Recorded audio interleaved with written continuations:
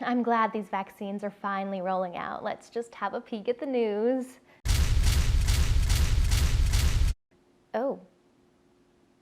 You've probably seen some pretty scary headlines talking about people that had allergic reactions to the new COVID vaccines. Well, you may be wondering, wait a second, aren't these vaccines supposed to help keep me safe? I didn't know that I was signing up to get allergic reactions, anaphylaxis, or who knows what. So I asked a team of doctors to dig into this and figure out what's the truth behind what's going on here and let us know if we should be worried.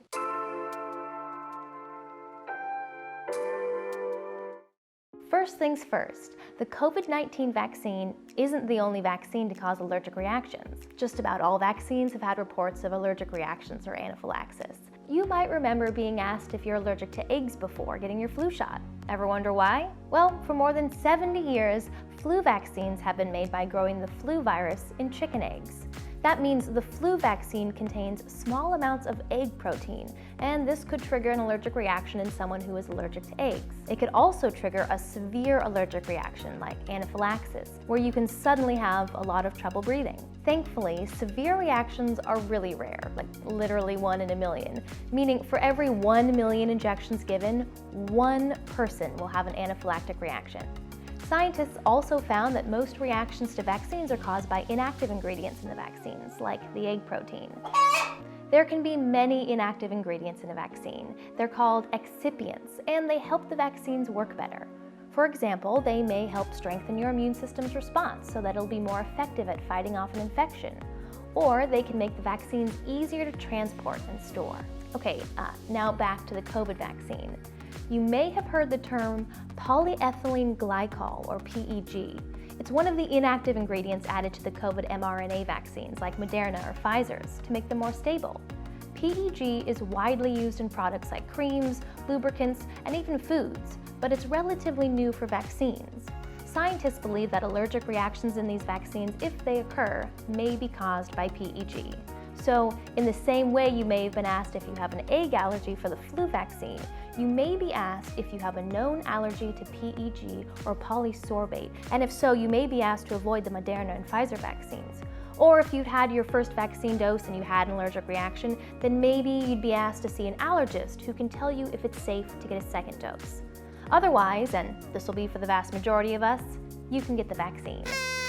The CDC and scientists are monitoring any reactions to the vaccines very carefully. They recommend that after you get your shot, you hang around for 15 minutes to monitor for anaphylaxis.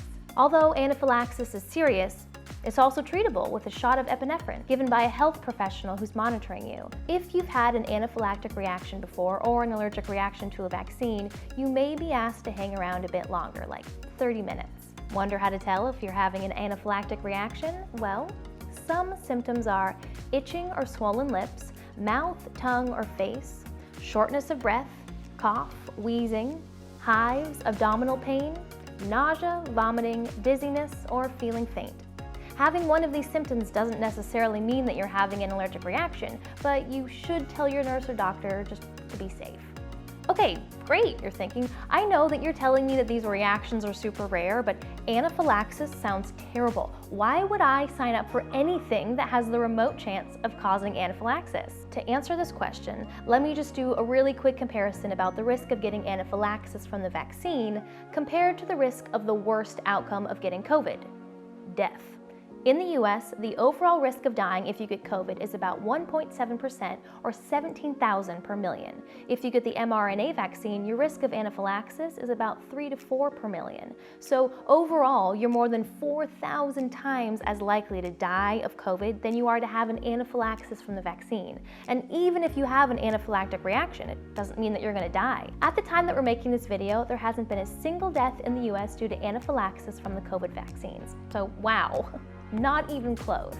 So yeah, we may be hearing about reactions to vaccines, and yeah, that can actually sound pretty scary, but now with tens of millions of doses of vaccines given, we're seeing how safe and effective vaccines are for getting us through this pandemic.